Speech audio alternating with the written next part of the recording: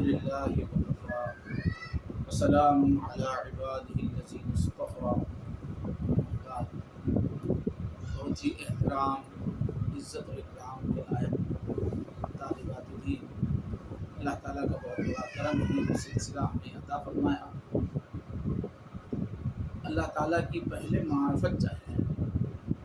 اللہ تعالیٰ کو جب اللہ اور رسول کے بتائے ہوئے تفصیلات کے مطابق بندی پہچان لے، پھر اس کے بعد اللہ کا کثرت سے ذکر کرے تو پھر ایمان تازہ ہوتا ہے، اللہ تعالیٰ سے سچا تعلق قائم ہوتا ہے، پوری زندگی کے اندر بہترین تبدیلی آتی ہے.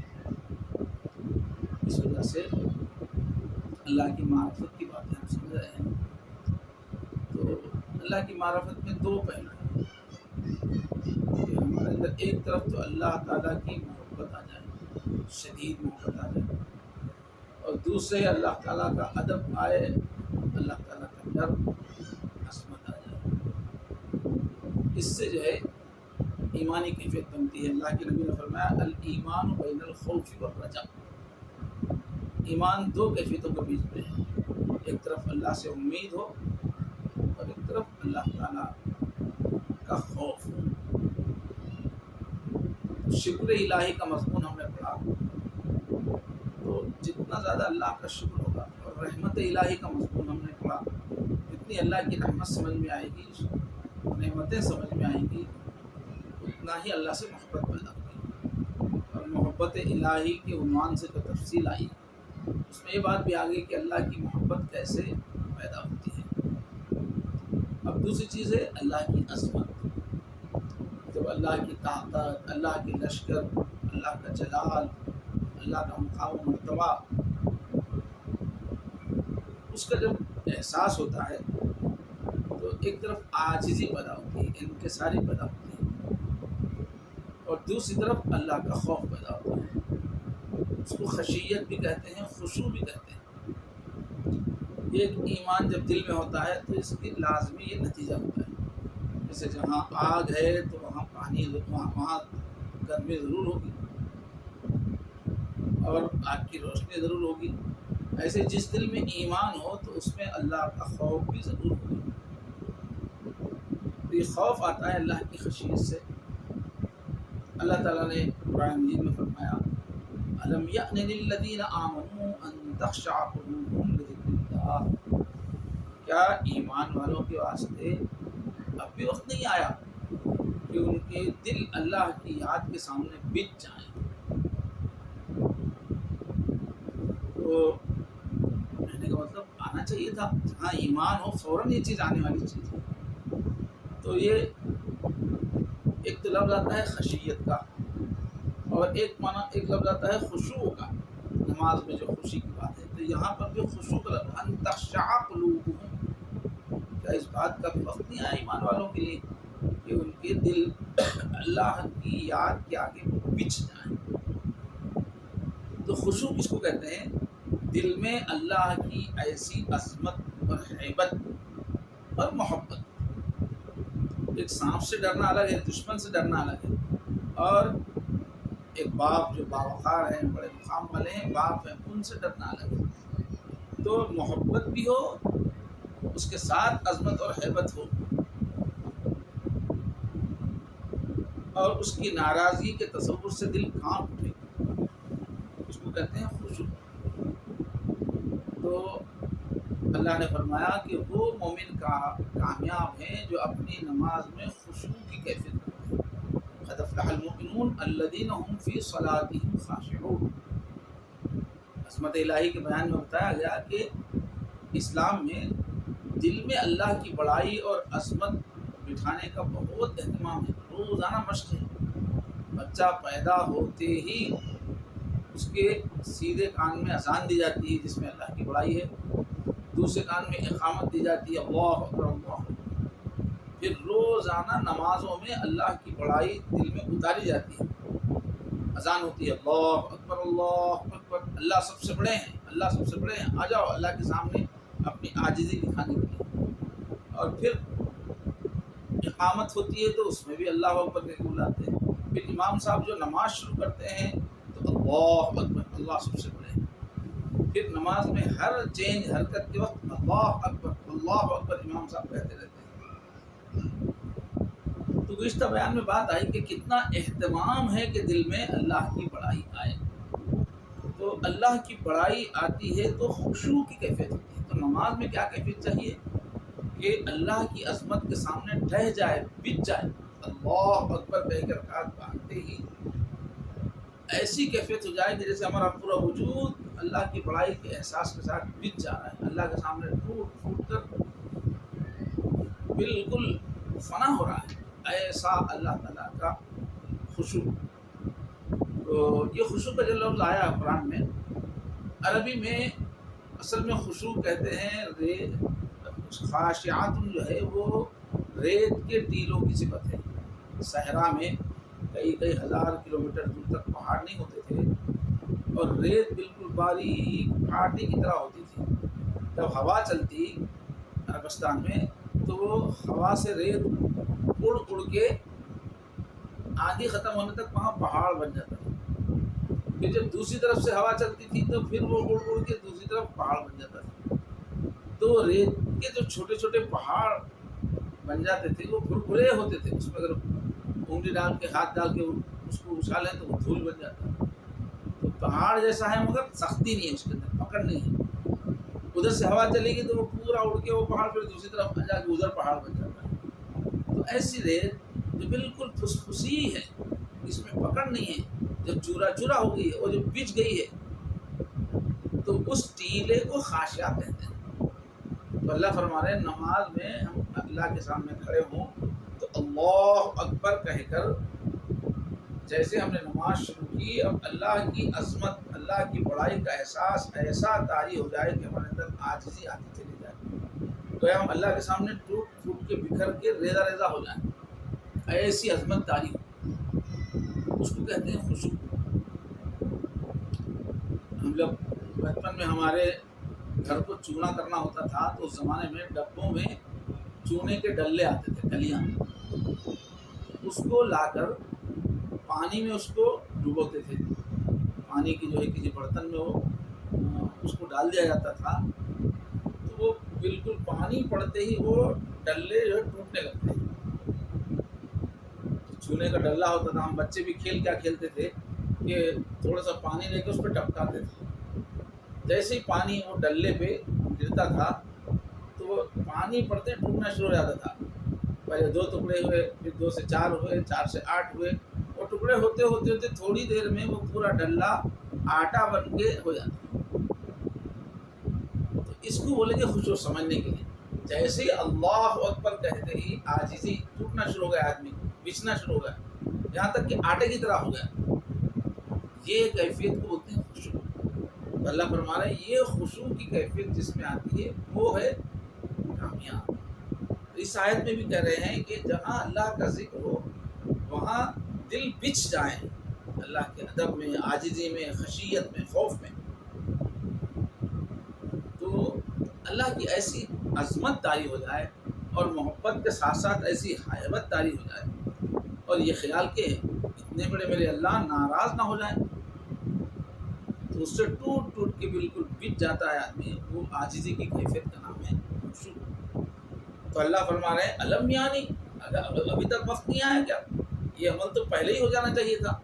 کلمہ پڑھتے ہی، اللہ کو پہچانتے ہی، اللہ کے سامنے بچ جانے، فنا ہو جانے، اللہ کے حکم کے سامنے سرنڈر ہو جانے، اس کی کیفیت ہونا چاہیے. اور امام راضی فرماتے ہیں اس کی تفسیر میں ان المؤمن لا يكون مؤمنا في الحقیقہ الا مع خشوع القلب. حقیقت میں کوئی مومن اس وقت تک مومن نہیں ہے. مومن ہوئی تو حقیقت میں کوئی مومن ہو ہی نہیں سکتا. کوئی عورت سچے معنی میں مومن ہو ہی نہیں سکتی.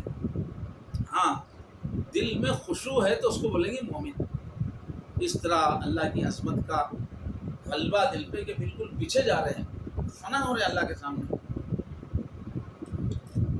تو مومن اس وقت تک حقیقی مومن نہیں جب تک کہ دل میں خشوع نہ ہو. ارشاد باری ہے انما یخشی اللہ من عبادہ العلماء، کہ جو اس کے اللہ کے بندوں میں سے جو علم والے ہوتے ہیں وہ تو اللہ تعالیٰ سے خوف زدہ رہتے ہیں، خوف ان کے اندر خشیت ہوتی ہے. تو جتنی اب یہ جو خشیت آئے گی، جتنا زیادہ اللہ کو پہچانتا چلے جائے گا آدمی اور معرفت کھلتی چلی جائے گی، اللہ کی عظمت دل پر کھلتی چلی جائے گی، اتنا ہی ڈر اور اللہ کے حکموں کے سامنے بچ جانے کی کیفیت بنے گی. تو یہ قرآن مجید میں حکم ہے خشوع کا اور خشیت الہی کا. تو یہ خوف خدا جو ہے یہ بہت ضروری ہے، یہ ایمان کی لازمی صفت ہے. ایک عورت مومنہ ہو اور خوف خدا نہ ہو یہ ہو نہیں سکتا. ایمان ہے تو پورا خوف.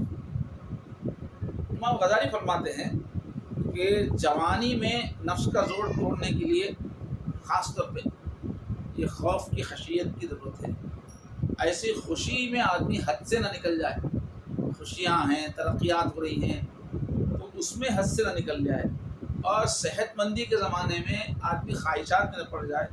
خوف خدا غالب ہونا چاہیے انسان پہ، ایک تو جوانی میں اور ایک خوشی کے موقع پر اور صحت کے موقع پر. خوف خدا ہوگا، غالب ہوگا تو پھر کنٹرول میں رہے گا آدمی. اور حضور کا یہ ارشاد ہے الایمان بین الخوف والرجاء، ایمان تو نہ کیفیت یہ خوف اور امید کے درمیانی کیفیت ہے. دونوں کیفیتیں ایک ساتھ ہونا چاہیے مسلمان کے اندر، ایمان والے کے اندر. ایک طرف تو اللہ کی رحمت پہ نظر ہو، رحمت الہی کا سبق ہو گیا ہے. اللہ کا پہلا صفاتی نام رحمان ہے، بہت پیار والے ہیں، اللہ کی نعمتیں ہیں. رحمتوں پہ نظر رہے گی اللہ کے تو امید رہے گی ہمیشہ، مایوس نہیں ہوں گے اللہ تعالیٰ سے. مایوس ہونا کفر ہے، اللہ سے ہمیشہ پر امید رہنا. دوسری طرف عظمت پہ جب نظر رہے گی، جیسا کہ عظمت الہی کے سبق میں غور کرنے کا طریقہ سکھایا گیا کہ زمین سے آسمان تک ایک ایک چیز کو کیسا غور کریں گے تو عظمت آئے گی. تو اللہ کی عظمت پہ نظر ہوگی تو خوف پیدا ہوگی، رحمت پہ نظر ہوگی تو امید پیدا ہوگی. اور ایک چیز سمجھنے کی ہے، ایک ہے حزن، عربی میں حزن کے معنی غم، اور ایک لفظ ہے خوف. تو اندر اندر جو کیفیت ہوتی ہے اس کو کہتے ہیں غم، کہ ماضی پہ غم رہتا ہے کہ بھئی میرا پیسہ لٹ گیا، غم، میرے ابو بیمار ہو گئے، غم، والدہ گزر گئی، غم. تو اندر جو کیفیت رہتی ہے اس کو بولتے ہیں غم، اور باہر سے کسی دشمن کا ڈر ہوتا ہے اس کو بولتے ہیں خوف. تو یہ دونوں چیزیں بھی جو ہے اس کا اثر ہے. جب غم ہوتا ہے تو کھانا پینا چھوٹ جاتا ہے. ماں کا بیٹا، جوان بیٹا، یا کہ ماں کا چھوٹا لاڈلا بیٹا ہے، وہ اگر گزر گیا، فوت ہو گیا، تو پھر اس دن ماں کو بھوک نہیں لگتی ہے، کھانے پینے میں مزہ نہیں آتا، خواہشات نہیں آتی. تو غم جب ہوتا ہے تو خواہشات جو ہے وہ دب جاتی ہے. ایسے کوئی بچہ فیل ہو جائے، اب غم ہے بیچارے کو تو کھانے میں دل نہیں لگے گا. اسی طرح جب کسی کو خوف ہوتا ہے نا تو جب گناہ کرنے کا جذبہ نہیں آتا. جب خوف جب ہوتا ہے برائی کرنے کا خیال نہیں آتا، خوف کی کیفیت. جیسے کوئی مجرم ہے، اس کو پھانسی کی سزا ہو گئی، اب جیل میں پڑا ہوا ہے اور آگے اس کو اطلاع دی گئی کہ آج صبح سورج نکلتے ہی تم کو پھانسی دی جانے والی ہے. تو اب وہ مجرم رات میں کال کوٹری میں رہ کر گناہوں کی پلاننگ نہیں کرے گا. اس کی نگاہوں میں ہمیں اب پھانسی کا پھندا ہی لٹکتا رہے گا کہ صبح ہوتے مجھے پھانسی ہو جائے. اب وہ میں ڈاکہ ڈالوں گا، چوری کروں گا، وہ اس کے وقت نہیں ہے. تو خوف کی کیفیت کیا کرتی ہے؟ گناہ سے روکتی ہے، اور غم کی کیفیت خواہشات اور مستی سے روکتی ہے.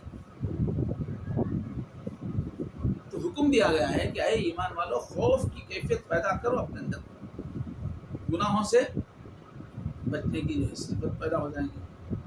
ایک واقعہ بیان کیا جاتا ہے بات کو سمجھانے کے لیے کہ ایک شخص ایک اللہ والوں کے پاس گیا، بزرگ کے پاس، اپنی اصلاح اور تربیت کی نیت سے، اور وہاں جا کے اس نے کہا کہ مجھے ایسی پکی عادت ہے کہ میں یہ نگاہوں کی حفاظت نہیں کر سکتا.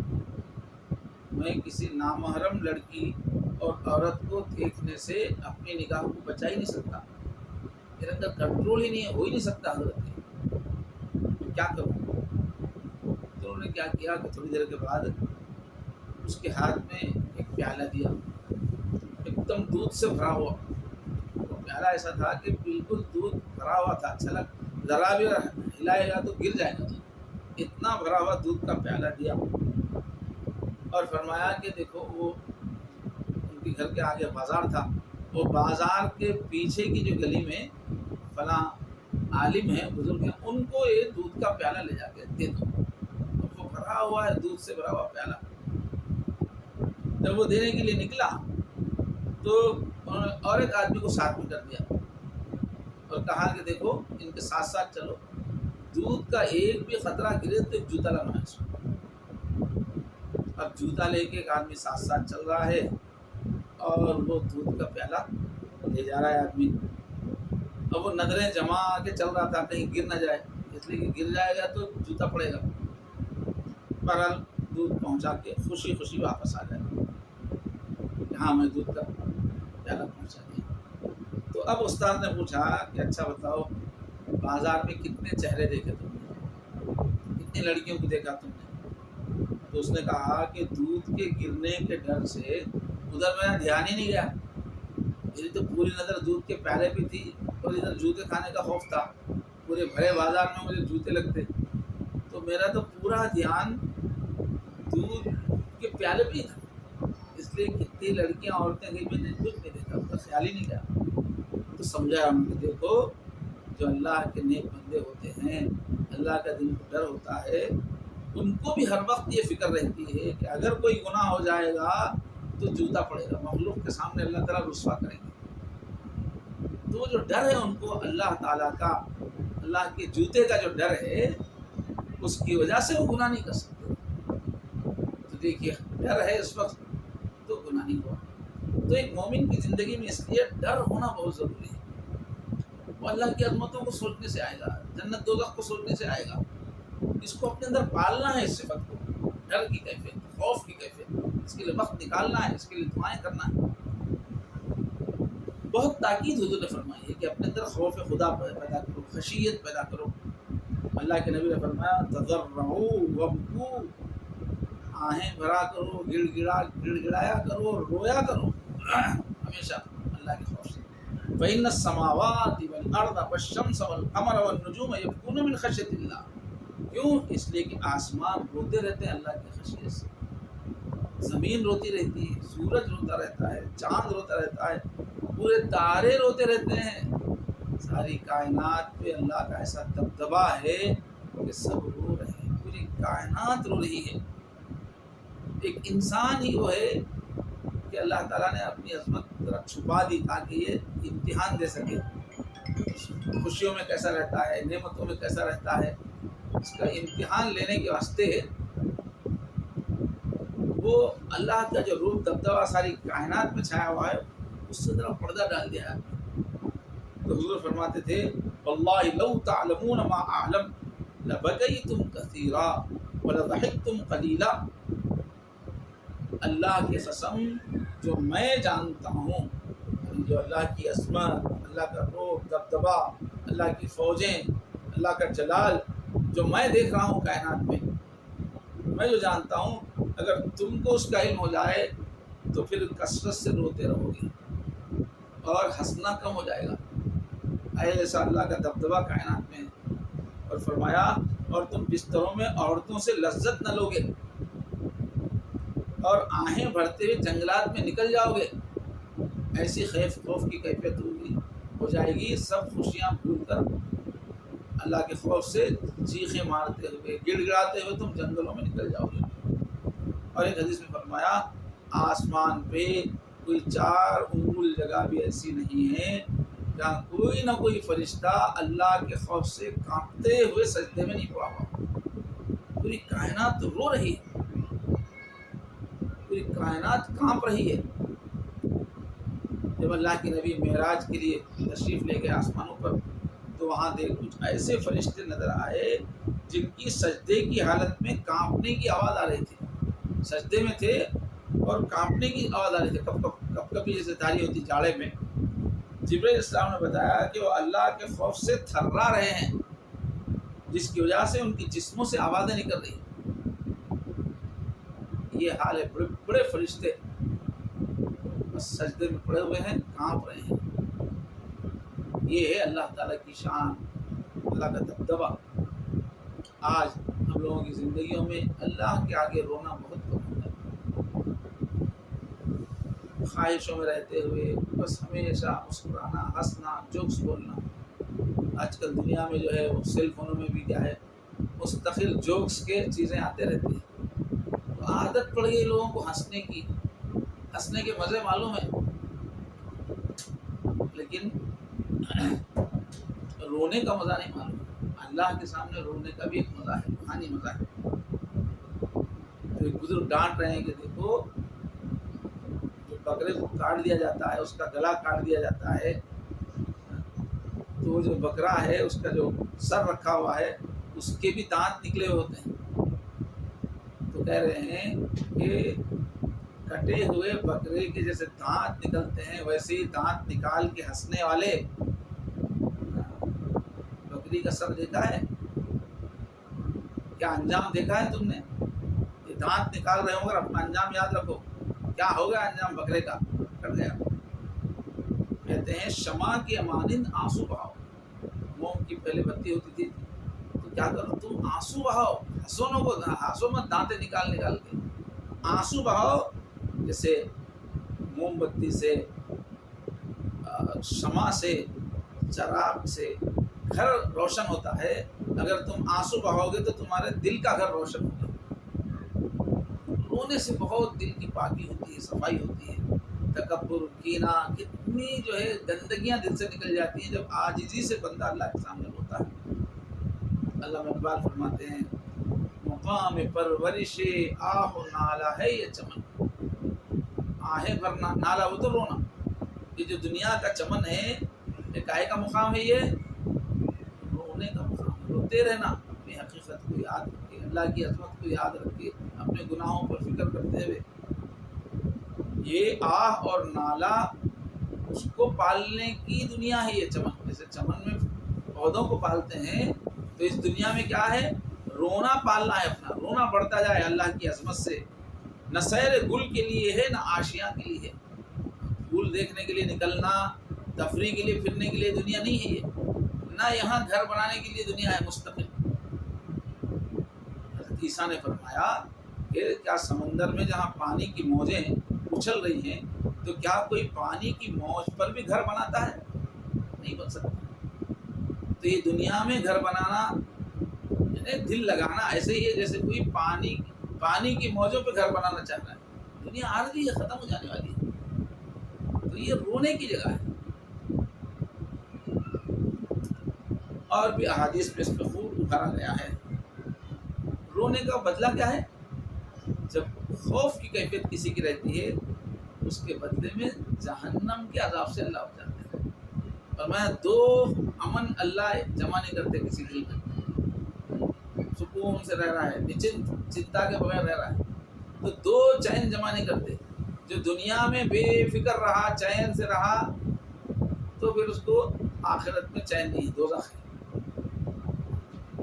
جو دنیا میں روتا دھوتا رہا، فکروں میں رہا، آخرت میں چین ہے اس کو، پھر اس کو دوزخ نہیں ہے، جنت ہے. یہاں بھی سکون، وہاں بھی سکون، یہ نہیں جمے گا. وہاں سکون چاہیے تو یہاں رونے والے بنو. اللہ کے رسول صلی اللہ علیہ وسلم نے فرمایا من بکا من اللہ خشیتا حرم اللہ علیہ النار. کہ جو بھی اللہ کے خوف سے رو دے تو اللہ تعالیٰ اس پر جہنم کو حرام کر دیتے ہیں. تو جہنم کی آگ سے بچنا ہے تو بہت ہی محترم، احترام کے قابل طالبات رونا سیکھنا ہے اللہ کے سامنے. جہنم کی آگ بہت بھیانک ہے. حضور نے فرمایا کہ جہنم کی آگ دنیا کی آگ سے بہت زیادہ تیز ہے.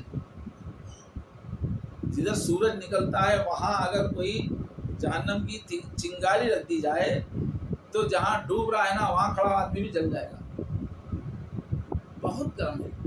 اور دوزخیوں کا جو پسینہ ہے، کیونکہ دوزخ گرم جگہ ہے، تو دوزخیوں کا پسینہ جو ہے اس کے قطرے اتنے گرم ہوں گے کہ حضور نے فرمایا کہ ایک دوزخی کا ایک خطرہ اگر پسینے کا بہت پہاڑ پہ ڈالا جائے تو پورا پہاڑ پگھل جائے گا. 14 میل کا پہاڑ ہے وہ. بہت سخت پہاڑ ہے، پتھریلا، لیکن اگر ایک خطرہ بھی اگر دوزخی کا پسینے کا پڑ جائے تو وہ پگھل جائے گا۔ اتنی گرمی دوزخی کے پسینے میں ہوگی تو دوزخ پگھلتی ہے۔ اب دنیا میں کیا ہوتا ہے، اتنی گرمی ہے تو آدمی جل بھن کے ختم ہو جاتا، لیکن جہنم میں موت نہیں، اتنی سخت گرمی ہوگی، مرنا چاہے گا لیکن مرے گا نہیں۔ کتنی گرم ہے، حضور نے فکر دلائی، فرمایا دوزخ کی آگ کو 1000 سال بھڑکایا گیا۔ اللہ نے حکم دیا فرشتوں کو، جاؤ مجرموں کو سزا دینا ہے، خوب بھڑکاؤ۔ 1000 سال تک اس کو گرم کرتے رہے، گرم کرتے رہے، پھر آگے کہا اے اللہ دوزخ گرم ہو گئی ہے، اس کی آگ سرخ ہو گئی ہے۔ پھر حکم ہوا اللہ کا، جاؤ اور گرم کرو۔ تو فرشتوں نے جا کے اور 1000 سال تک اس کی آگ کو بھڑکایا، گرم کیا۔ پھر آگے کہا اے اللہ دوزخ بہت گرم ہو گئی ہے، اب اس کی آگ سفید ہو گئی۔ 1000 سال پہلے 1000 سال جلایا تو سرخ ہو گئی، پھر 1000 سال اس کو بھڑکایا تو سفید ہو گیا ہے۔ اللہ نے فرمایا جا اور تیز کرو، اور 1000 سال تک آگ کو بھڑکاتے رہے، گرم کرتے رہے تو وہ آگ کالی ہو گئی۔ فرشتوں نے آ کے کہا کہ اللہ آگ بہت گرم ہو گئی ہے، کالی ہو گئی۔ اور فرمایا حضور نے اب جہنم کی آگ کالی ہے، اس لیے جہنم کے اوپر سے جو پل ہے، اس جو راستہ ہے صراط، اس پہ اندھیرا ہوگا بہت۔ تو آج سائنس سے بھی معلوم ہو گیا کہ عام جو آگ ہوتی ہے وہ لال ہوتی ہے، لیکن جو نیوکلیئر بھٹی ہے جس میں کرنٹ بنتا ہے، وہاں کی جو آگ ہے ایک دم سفید ہوتی ہے۔ جو آگ جو لال ہے اس سے سینکڑوں گنا گرم ہوتی ہے، وہ سفید ہو جاتی ہے۔ اور پھر سائنٹسٹوں نے کہا کہ بلیک ہول جو ہے اس میں جو آگ ہے وہ کالی آگ ہے، جو پورے ستارے کو ایک سیکنڈ میں کھا جاتی ہے۔ بڑا زمین سے بڑا سیارہ بلیک ہول میں کے قریب جائے تو ایک سیکنڈ میں ختم ہو جاتا ہے، اتنی تیز آگ ہے، کالی آگ۔ تو حضور نے فرمایا جہنم کی آگ کالی ہے۔ تو میری بہنوں، عزیز طالبات، یہ کوئی کہانی نہیں ہے، یہ حقیقت ہے۔ اتنی خطرناک جہنم سے ہم میں سے کوئی محفوظ نہیں، کوئی نہیں کہہ سکتا کہ میں معمول ہوں۔ ڈرتے رہنا چاہیے۔ اللہ نے جہنم اسی لیے بنائی کہ ایمان والے اس کے بارے میں سوچ کر ڈرتے رہیں، اور اللہ کو یہ آنسو، جو ڈر کے آنسو ہے، بہت پسند ہے۔ حضرت ابو امامہ رضی اللہ عنہ ارشاد فرماتے ہیں کہ نبی علیہ السلام نے ارشاد فرمایا لیس شیء احب الی اللہ من قطرتین، 2 قطروں سے زیادہ محبوب کوئی چیز اللہ کو نہیں ہے، وہ اثرین، اور 2 نشانات سے زیادہ کوئی نشان پسند نہیں ہے۔ تو قطرے کو سا قطرۃ من دموع فی خشیۃ اللہ، اللہ کے خوف میں جو آنسو نکلتا ہے، اس کا قطرہ اللہ کو بہت پسند ہے۔ اور اللہ کے راستے میں جو خون بہایا جاتا ہے اس کا ایک قطرہ اللہ کو پسند ہے۔ اور 2 نشان سے، ایک تو اللہ کے راستے میں یعنی جہاد کے راستے میں زخم آ گیا، بعد میں نشان بن گیا، وہ نشان اللہ کو بہت پسند ہے۔ اور یہ اللہ کا کوئی فرض ادا کرتے ہوئے کوئی نشان پڑ گیا، جیسے بعض لوگوں کو نماز پڑھنے سے بھی گٹھے آ جاتے ہیں، تو یہ 2 نشان اللہ کو بہت پسند ہے، اور 2 قطرے اللہ کو پسند ہیں۔ حضرت انس بن مالک رضی اللہ عنہ فرماتے ہیں کہ نبی کریم صلی اللہ علیہ وسلم نے ارشاد فرمایا، دیکھیے 6 نکتے آپ کے سامنے آ گئے ہیں حدیث اب تک خشیت کے، کہ ایک تو کیا ہے خشیت کا صلہ کیا ہے، جہنم سے نجات۔ پھر حدیث آئی ہے اس کی کہ جو اللہ کے خوف سے روئے اللہ نے اس پر جہنم کی آگ کو حرام کر دیا۔ پھر دوسری حدیث بیان ہوئی ہے کہ جہنم کی آگ اتنی تیز ہے کہ زمین کے ایک کنارے پر اگر انگار رکھ دیا جائے گا تو دوسرے کنارے والا جل جائے گا۔ تیسرا پوائنٹ یہ آیا ہے کہ دوزخیوں کے جو پسینے کے قطرے اتنے گرم ہوں گے کہ ایک قطرے سے احد پہاڑ پگھل جائے گا۔ پھر چوتھی حدیث آئی کہ 3000 سال تک جلایا گیا جہنم کی آگ۔ پھر 5ویں حدیث آئی کہ 2 قطرے جو اللہ کو بہت پسند ہیں، 2 نشان بہت پسند ہیں، اس میں ایک ہے اللہ کے خوف سے بہنے والا آنسو. اور یہ چھٹی جو ہے حدیث ہے، حضرت انس بن مالک رضی اللہ عنہ فرماتے ہیں کہ نبی علیہ السلام نے ارشاد فرمایا، من ذکر اللہ ففاضت عیناہ من خشیۃ اللہ، جس کو اللہ کی یاد آئی اور اللہ کے خوف سے اس کے دونوں آنکھوں سے آنسو بہنے لگے، حتیٰ یصیب الارض من دموعہ، یہاں تک کہ زمین تک اس کا آنسو پہنچ گیا.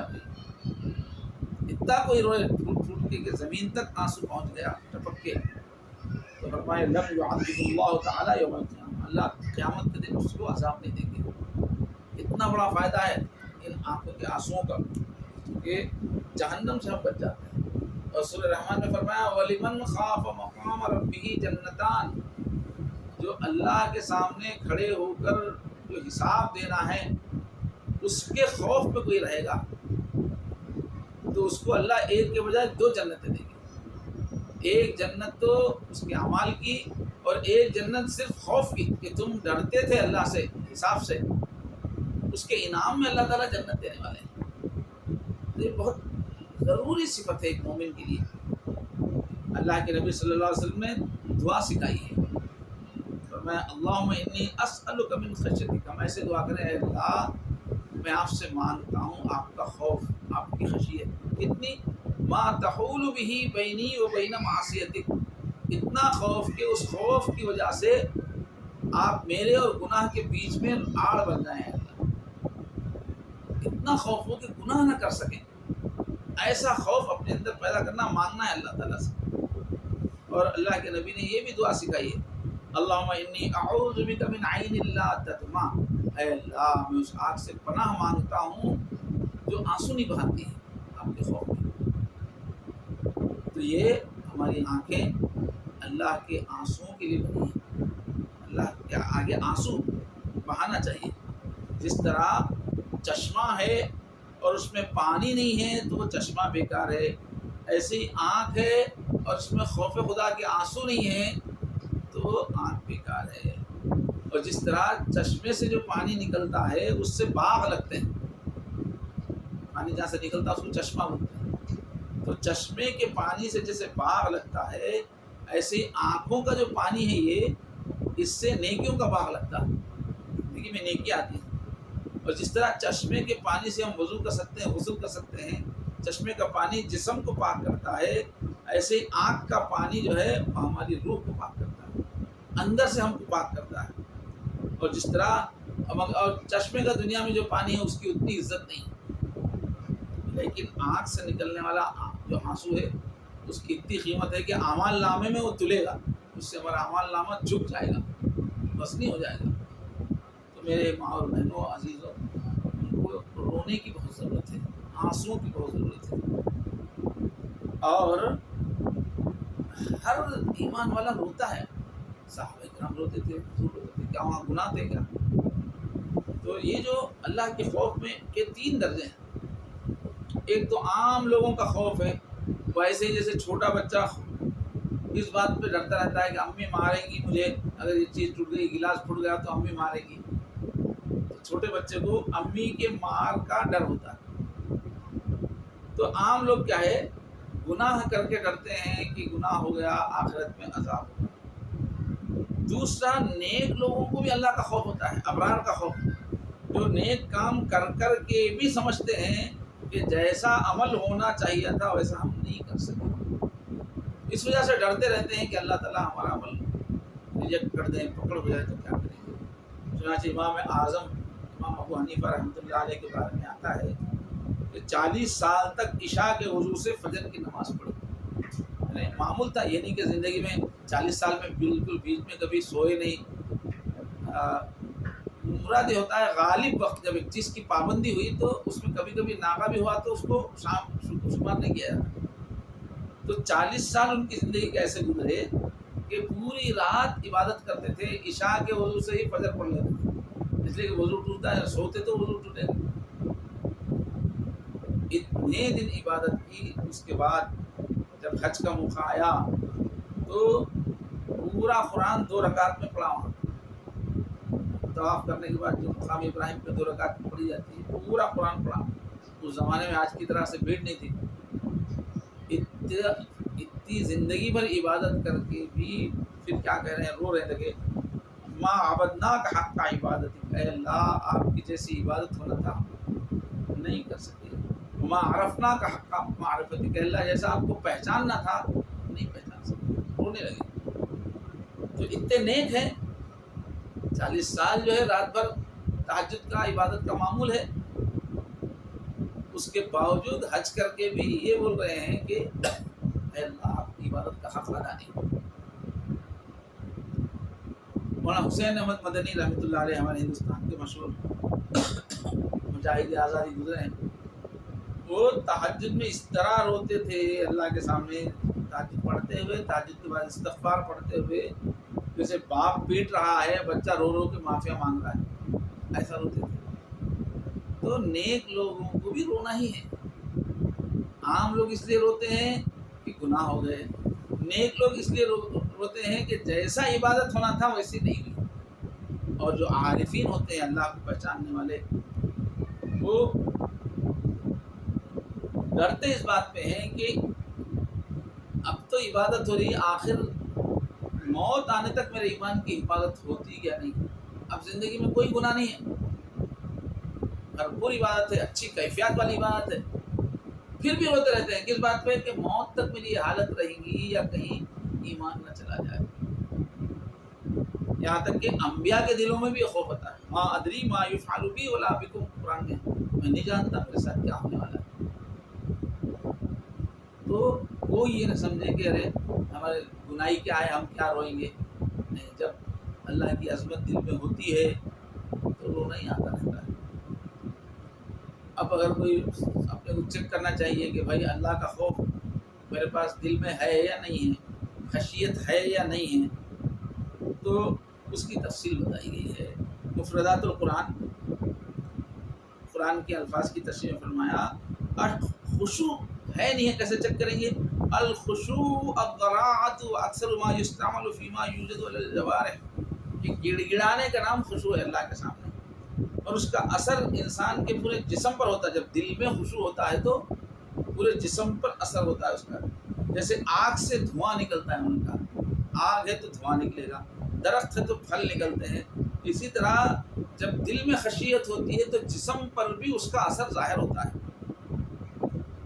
اب ہم لوگ عام طور پر سمجھتے ہیں سب لوگ یہ کہ ہم اللہ سے ڈرتے ہیں، کتنے لوگ تو من مانے جی میں آیا کرتے رہتے ہیں، اگر کوئی ان کو کچھ بولے تو کہتے ہیں کہ کیا سمجھ رہے میں اللہ سے نہیں ڈرتا ہوں کیا، میں بھی اللہ سے ڈرتا ہوں بولتے رہتے، گناہ کرتے رہتے یہ بولتے ہیں کئی لوگ۔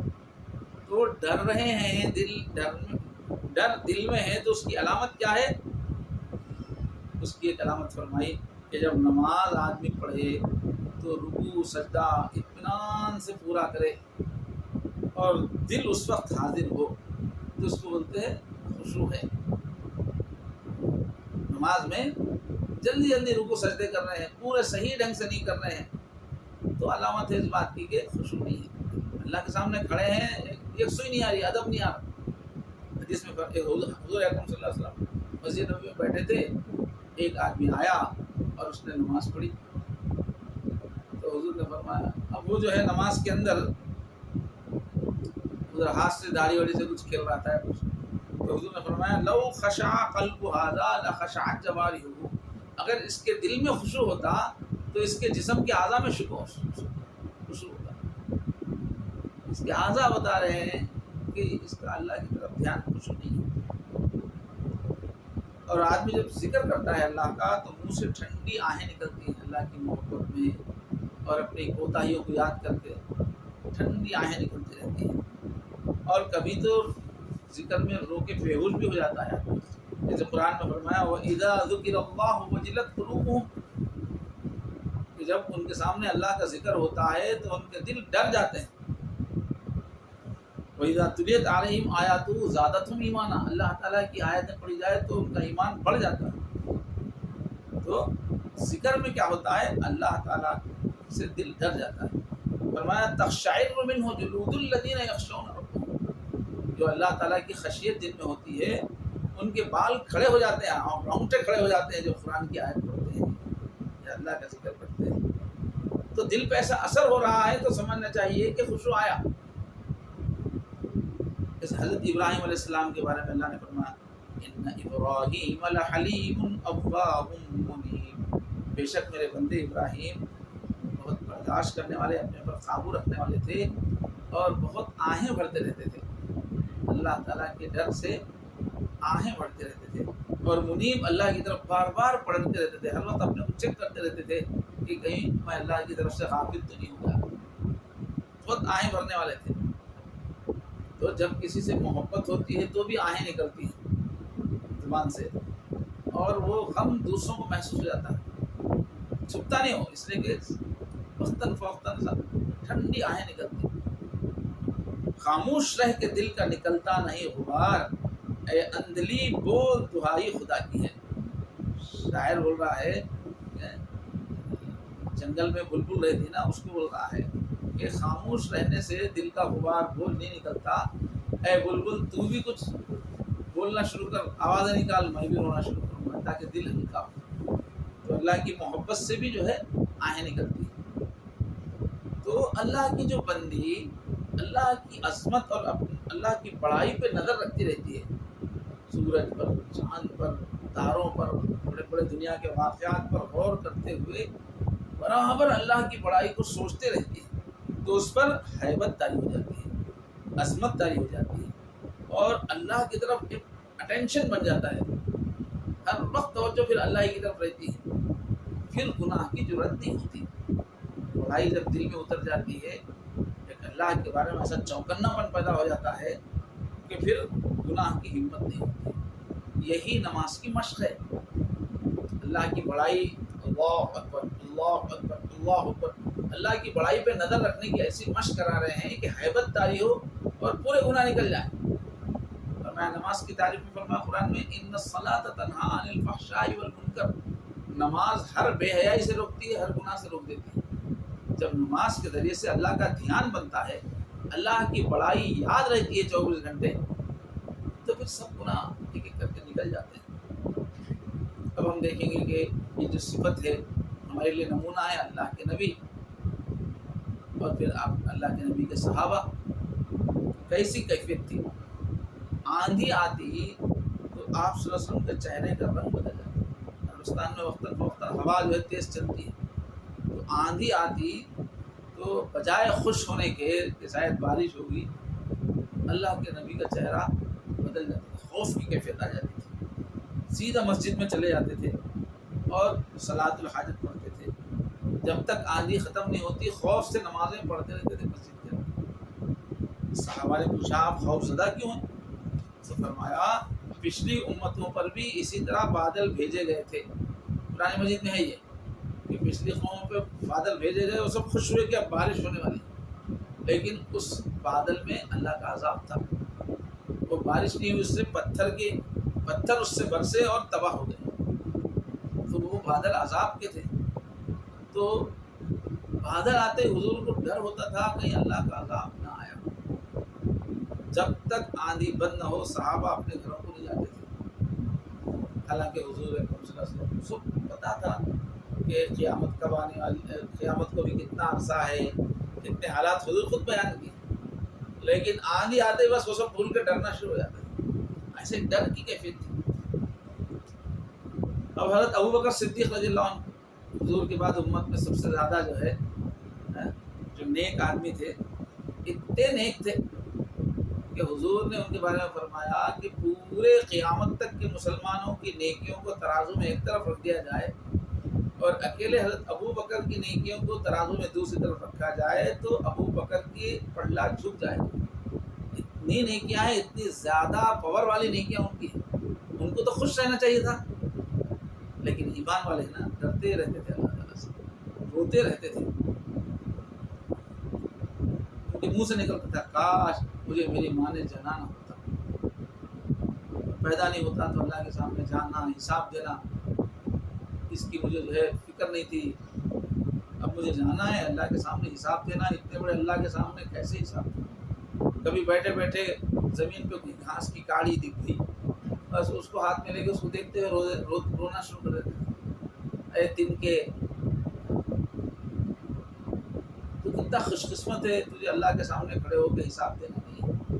ابو بکر تیرا کیا ہوگا؟ تو اللہ کو کیسے حساب دے گا؟ کبھی بیٹھے ہوئے ہیں، کوئی پرندہ آگے چاہ رہا ہے، کوئی چڑیا، اس کو دیکھ کے ان کو رونا آ جاتا تھا، اے پرندے چڑیا تو کتنی خوش قسمت ہے، تجھے قیامت میں اللہ کو حساب دینا نہیں ہے، ابو بکر تجھے تو حساب دینا ہے، رونے لگتے تھے۔ اور وہ تو دیکھ، کاش میں کبھی کسی مومن کے بدن کا بال ہوتا تو ڈرتے رہتے تھے کہ پتہ نہیں میرے ساتھ اللہ کیا معاملہ کرنے والے ہیں۔ ایسے حضرت عمر رضی اللہ عنہ ایسی باروب شخصیت تھی، ان کو دیکھ کے شیطان بھاگ جاتا، دنیا کامتی تھی، مگر ان کا اپنا حال کیا تھا؟ اتنے بہادر پہلوان سب ہونے کے باوجود اللہ کا خوف ہمیشہ۔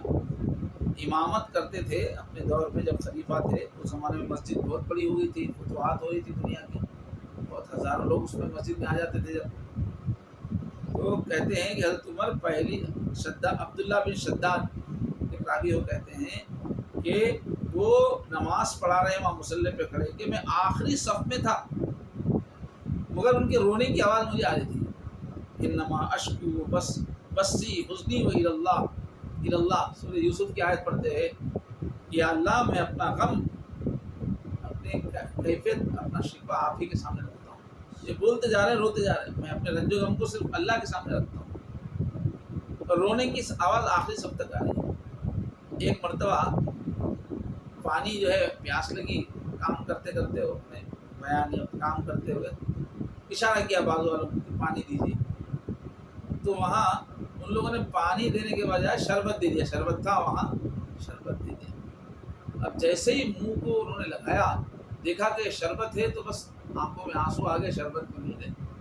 ان کو یہ خوف ہو گیا، اے عمر کہیں ایسا نہ ہو کہ تمہاری حضور کے زمانے کی نیکیوں کا بدلہ اللہ یہیں دے کر پورا حساب ختم تو نہیں کر رہے، کل قیامت میں عذاب تو نہیں ملے گا۔ قرآن مجید میں ایک آیت ہے کہ اللہ کہیں گے اذھبتم طیباتکم فی حیاتکم الدنیا، جو دنیا میں مزے اٹھائے ان سے اللہ کہیں گے کہ تمہارے حصے کی جو بھی نعمتیں تھیں، مزے کی چیزیں تھیں، وہ سب تم دنیا میں ہی لے کے چلے گئے، بس تمتعتم بہا، فائدہ اٹھا لیے، اب یہاں تمہارے لیے عذاب ہے۔ تو وہ آیت یاد آ گئی اور وہ رونے لگے۔ اتنے بڑے صحابی ہے، حضور نے فرمایا میرے بعد اگر کوئی نبی ہوتے تو عمر ہوتے، اتنی بڑی حیثیت ہے، اور ان کے ذریعے سے پوری دنیا میں کتنا اسلام پھیلا، لیکن ڈرتے جا رہے ہیں، ڈرتے جا رہے ہیں۔ خالی شربت پینے کو مل گیا تو اس پہ رو رہے ہیں، کہیں میری نیکیوں کا بدلہ اللہ دنیا ہی میں دے رہے ہیں۔ آخر آج ہم اللہ کی کتنی نعمتیں کھا رہے ہیں، کتنی، اور ہمارا عمل کتنا چھوٹا ہے۔ آج کے کپڑے کیسے ہیں، آج کی سواریاں کیسے ہیں، آج کے گھر کیسے ہیں، اتنی ساری نعمتیں کھا کر بھی یہ ڈر نہیں ہوتا کہ کہیں دنیا میں ہی اللہ نعمتیں دے رہے ہیں، آخرت میں پکڑنا ہو جائے۔ ہم تو سمجھتے ہیں ہر چیز کے مستحق ہوں، ایسا خوف خدا تھا۔ عورتوں کے لیے بہترین مثال حضرت عائشہ، نبی کریم صلی اللہ علیہ وسلم کی لاڈلی بیوی ہیں، محبوبہ ہیں، چہیتی ہیں، اور ان کے بستر میں تک اللہ کی طرف سے وحی آئی ہے۔ ان کی تعریف میں پورا ایک سورہ نور ہے قرآن مجید میں، کتنا بڑا ان کا مقام ہے، لیکن وہ بھی ڈرتی رہتی تھی حضور کے بعد۔ رات میں ایک مرتبہ منہ پہ ان کی تلاوت میں تہجد کے اندر زبان پہ آیت آئی، وَبَدَا لَهُم مِّنَ اللَّهِ مَا لَمْ يَكُونُوا يَحْتَسِبُونَ، یہ آیت آئی، بس اب رونے لگی، روتی جاتی پڑھتی جاتی، روتی جاتی پڑھتی جاتی، صبح ہو گئی روتے ہوئے۔ شاید میں تھا کہ تم سوچ نہیں سکتے ایسے ایسے حالات قیامت کے دن آئیں گے، پکڑ آئیں گے۔ جو لوگ اپنے آپ کو محفوظ سمجھتے تھے ان کے سامنے بھی پکڑ آ جائے گی، تو ان کو ڈر ہو گیا، میں تو اللہ کے نبی کی مومنین ہوں، مگر یہ آیت تو بول رہی کہ پکڑ ہو سکتی ہے، اور ایسے حالات آئیں گے جو ہم سوچ نہیں سکتے، اب میرے ساتھ یہ بھی ہوگا کیا، ایسا حیران ہو جائیں گے، تو معلوم نہیں میرا کیا ہوگا۔ تو وہی آیت پڑھتی جاتی، روتی جاتی، اسی طرح انہوں نے صبح کر دی۔ اور ایک صحابی تھے، پھوٹ پھوٹ کے رو رہے، بے اختیار رو رہے، بہت زیادہ حالت خراب ہے ان کی۔ تو بازو جو دوسرے آدمی تھے وہ پوچھے کیا ہو گیا، تم کیوں رو رہے ہو تم؟ کہ اللہ تعالیٰ کی جو شان ہے، اللہ کا جو خام ہے، اس کو سوچ سوچ کے میں رو رہا ہوں۔ تو بولے کہ کوئی گناہ ہوا کیا تمہارے سے؟ تو انہوں نے ایک جو ہے زمین سے ایک گیہوں کا ایک دانہ اٹھایا چھوٹا سا، اور کہا کہ اللہ کے فضل سے میری پوری زندگی میں اس دانے کے برابر بھی گناہ نہیں ہے۔ تو پھر اتنا کیوں رو رہے ہو؟ اتنا پھر آپ کیوں رو رہے ہیں؟ تو فرمایا کہ میں اس بات پہ رو رہا ہوں کہ آخر وقت میرا کیا حال ہوگا۔ آج تو زندگی میں کوئی گناہ نہیں ہے، مگر آخری سانس تک میرا کیا حال ہوگا، مجھے موت کس حال میں آئے گی، یہ سوچ کے ڈر رہے ہیں۔ امام غزالی رحمۃ اللہ نے فرمایا صحابہ کے بارے میں کہ واقعات، سیرت کے واقعات سے معلوم ہوتا ہے کہ بعض صحابہ ایسے گزرے ہیں کہ اللہ کے خوف سے چیخ نکل جاتی تھی، اور کچھ صحابہ ایسے تھے کہ بڑی چیخ نہیں نکلتی تھی مگر رو دیتے تھے، اور کچھ صحابہ ایسے تھے کہ اللہ کے خوف سے ان کے اوپر غشی طاری ہو جاتی تھی، ہوش اڑ جاتے تھے تھوڑی دیر کے لیے، اور بعض ایسے بھی ہوئے ہیں کہ غشی میں موت ہو گئی اللہ کے خوف سے۔ یہ ہے مسلمانوں کا معاشرہ، یہ ہے مسلمانوں کی سوسائٹی۔ آج کیا حال ہے؟ مسلمانوں کا کیا حال ہے؟ دنوں کا کیا حال ہے؟ راتوں کا کیا حال ہے؟ شادیوں کا کیا حال ہے؟ شادیوں میں پہناوے کیسے ہیں؟ خوف کا پتہ ہی نہیں دور دور تک۔ جہاں مومن ہے وہاں خوف ہے، چاہے بڑے سے بڑے نیک ہوں۔ ایمان کا تقاضا ہے ڈرتے رہنا، روتے رہنا۔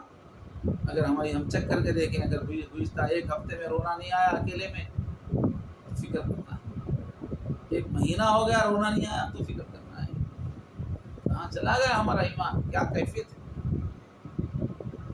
حضور کے بعد کے دور کے بھی واقعات، امام شافعی ایک مرتبہ ایک آیت ان کے سامنے آئی، ھذا یوم لا ینطقون ولا یؤذن لهم فیعتذرون، یہ آیت پڑھی کسی نے شاید نماز میں، یہ وہ دن ہوگا کہ بات تک نہیں کریں گے، بات تک کرنے کی اجازت نہیں ہوگی، اور اپنا عذر بیان کرنے کی بھی اجازت نہیں ہوگی، اللہ ایسا ہو گیا تھا، ایسا اس عذر بیان کرنے کی بھی اجازت نہیں ہوگی۔ یہ آیت آتے ہی حیبت سے بے ہوش ہو گئے امام شافعی، اتنے بڑے امام ہیں مگر کتنا خوف ہے۔ دیکھیں علی بن فضیل بن عیاض مشہور شخصیت ہے اسلامی ہسٹری کے، ان کے فرزند تھے علی بن فضیل، تو عذاب کی آیتیں اگر سنتے ہو تو بے ہوش ہو جاتے تھے۔ ایک مرتبہ قرآن پڑھنے والے قاری نے ان کے سامنے یہ آیت پڑھ دی، یوم یقوم الناس لرب العالمین، وہ ایسا دن ہوگا کہ انسان اپنے پروردگار کے سامنے کھڑے کر دیے جائیں گے، سب صفوں میں کھڑے کر دیں گے، اللہ کے سامنے کھڑے کر دیے جائیں گے۔ یہ سنتے ہی بے ہوش ہو کے گر گئے پیچھے نماز میں، کہ اللہ کے سامنے کھڑے ہونا پڑے گا، کیا حال ہوگا۔ تو میرے سامعین، بہت اہمیت ہے اس کی، اور بڑی عظمت ہے۔ یہ آنسو جو ہے بہت کام آنے والے ہیں، انہیں اتنا بھی آنسو آ گیا تھوڑا سا بھی تو اس سے بھی امید ہے وہ بھی کام دے گا کل قیامت۔ تو ایک حدیث میں آتا ہے کہ قیامت کے دن ایک آدمی اپنے گناہوں پر نادم ہوگا، پکڑ میں آ جائے گا، گناہ زیادہ ہو جائیں گے، اب نادم ہوگا، اور اس کی سفارش کرنے والا کوئی نہیں ہوگا۔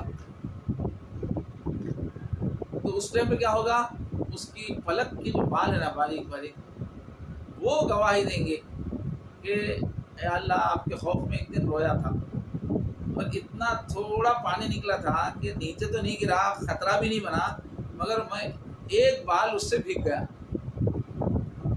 اتنا رونا آیا کہ بس پلکوں کا باریک بال میں سے ایک بال بھیگ گیا۔ اللہ بولیں گے کوئی گواہ چاہیے، تو وہ بال گواہی دے گا کہ اللہ یہ آپ کے خوف میں رویا تھا، اس کو اللہ کو پیار آ جائے گا۔ یہ وہ چیز ہے میرے دوستو، عزیز طالبات، یہ واقعات جو ہم نے سنے ہیں صحابہ کے، حضور کے، بعد کے دور کے، یہ معمولی واقعات نہیں ہیں کہ ایک کان سے سن کے ہم دوسرے کان سے نکال دیں۔ ہم کو اپنے دل سے سننا ہوگا اور سبق لینا ہوگا۔ ہمارے دل میں بھی اللہ کا خوف ہونا چاہیے تاکہ ہم گناہوں سے بچ سکیں۔ خوف پیدا کرنا ہے جہنم کے واقعات، قیامت کے واقعات دوہرا کر، بار بار سن کر، تنہائیوں میں سوچ سوچ کر دل خوف والا بننا ضروری ہے، تب ہم گناہوں سے بچ سکتے ہیں۔ اتنی حیرت کی بات ہے کہ کوئی نوجوان جب دیکھتا ہے کہ کمرے میں 2-4 سال کا بھی بچہ ہے تو کوئی گندی حرکت نہیں کرتا، سوچتا ہے بچہ ہے نا، ایک بچے کا اتنا خیال ہے، اور یہ نہیں دیکھتا کہ اللہ دیکھ رہے ہیں۔ تنہائی میں معلوم نہیں کیا کیا کرتے ہیں۔ تو میرے عزیز طالبات، اللہ کا خوف زندگی بھر چاہیے۔ کب تک چاہیے؟ اللہ نے فرمایا ام منکم الا واردھا کان علی ربک حتما مقضیا، تم میں سے ہر ایک کو جہنم کے اوپر جو پل ہے اس پہ سے گزرنا ہے، یہ تیرے اللہ کے اوپر ایک قسم لازمی فیصلہ ہے۔ فرمایا ہم میں سے ہر ایک کو جہنم سے اوپر سے گزرنا ہے، کٹ کے گر گئے تو ختم، جہنم میں چلے گئے، اور نکل گئے اس پل کے اوپر سے تو ثم ننجی الذین اتقوا، پھر ہم تقوی والوں کو اس پل کے اوپر سے بچا لیں گے، وہ کٹ کے نہیں گریں گے جہنم میں۔ وَنَذَرُ الظَّالِمِينَ فِيهَا جِثِيًّا، اور چھوڑ دیں گے ظالموں کو، وہ جہنم میں گر جائیں گے۔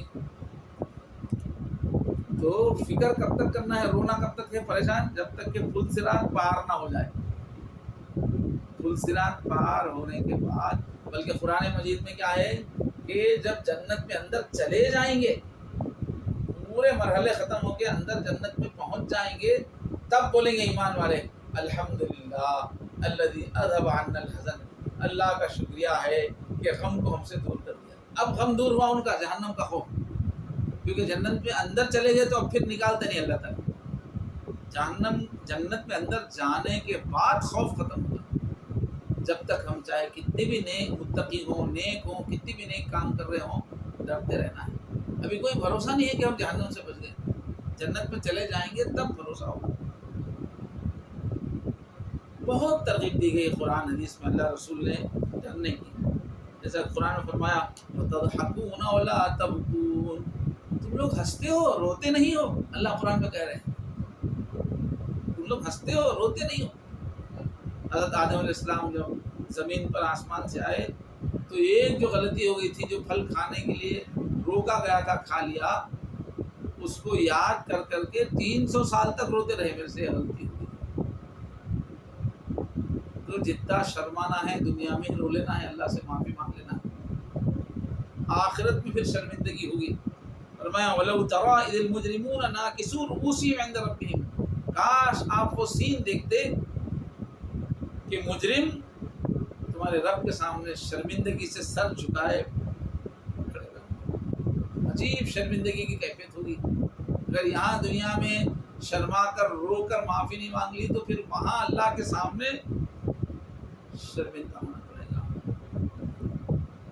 آنسو ہمارے لیے قیمتی ہے، مکھی کے برابر بھی آنسو کا خطرہ ہے، وہ بھی اپنا انشاءاللہ اثر دکھائے گا۔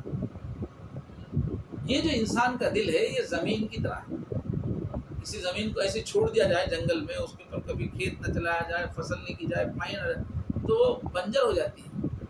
ایسی زمین بھی جو پہلے کھیتی ہوتی تھی، اس سے فصل نکلتی تھی، ایک مدت تک جب اس کو چھوڑ دیتے ہیں تو وہ بنجر ہو جاتی ہے، پھر اس میں فصل نہیں ہوتی۔ تو ہمارا دل کا بھی حال یہ ہے کہ تھوڑے تھوڑے دن میں روتے رہنا، بارش ہوتے رہنا دل پہ آنسوؤں کی۔ اچھا خاصا وقت گزرا روئے نہیں تو دل سخت ہو جاتا ہے، بنجر ہو جاتا ہے۔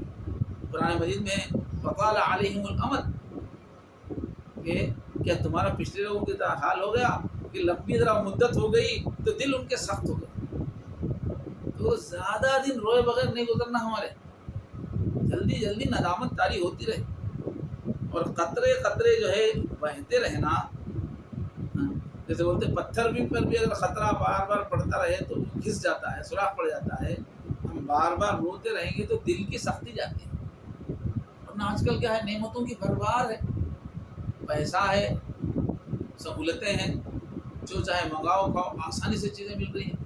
اب تو گھر میں بیٹھے بیٹھے فون پہ تو کلک دباتے ہی جو ہے گھر تک آ رہی ہر چیز۔ تو یہ مسلسل خوشیاں ملنے سے دل سخت ہو جاتا ہے، بے فکرا پن آ جاتا ہے، لاؤبالی پن آتی ہے، غرور آ جاتا ہے، رونا بار بار اللہ کی بڑائی کو یاد کرتے ہیں۔ تو اللہ تعالیٰ سے محبت اور خشیت رکھنے والے مومن کی زندگی میں ہمیشہ رونا ہے۔ جو اسٹارٹنگ میں ہے ابھی دین کے راستے میں وہ بھی روتا ہے، جو پورا دین میں آخری درجے تک پہنچ گیا وہ بھی روتا ہے۔ کوئی یہ نہیں سمجھتا کہ اب میرے لیے رونے کی ضرورت نہیں۔ بھائیو آج رو لو۔ ہم میں سے کس میں دم ہے بولے کہ میرے اندر کوئی گناہ نہیں ہے؟ کتنے گناہ ہیں، جب گناہ ہے تو رونا، نا غلطی ہوئی تو رونا۔ اللہ کے سامنے بولتے کہ میں نہیں رہوں گا، میرے پاس کوئی گناہ نہیں، بولنے کی ہمت ہے کسی کو؟ ارے ہماری ایک صبح گناہ سے خالی نہیں ہے، غفلت سے، ایک شام ہماری غفلت سے خالی نہیں ہے۔ اللہ سے کہنا چاہیے یا اے رب کریم میں اپنے جرموں کا اعتراف کرتی ہوں، اللہ ہماری عبادتوں کو مت دیکھیے، ہمارے اعمال کو مت دیکھیے، تم تو پھر پکڑ ہو جائے گی، اتنی کم ہے عبادت ہے۔ اللہ فضل کا معاملہ فرمائے گا۔ اگر آپ انصاف کا معاملہ ہم سے کریں گے تو ہم تو دوزخی ہو جائیں گے، اس لیے کہ ہمارے اعمال ایسے ہیں۔ اللہ ہمارے حال پر رحم کر کے ہم کو جہنم سے بچائیے۔ تو یہ رونا بہت ضروری ہے۔ تو یہ سب اسباق اس لیے رکھے جا رہے ہیں تاکہ ہماری زندگی میں ایمان تازہ ہو، اس کے اثرات ظاہر ہوں۔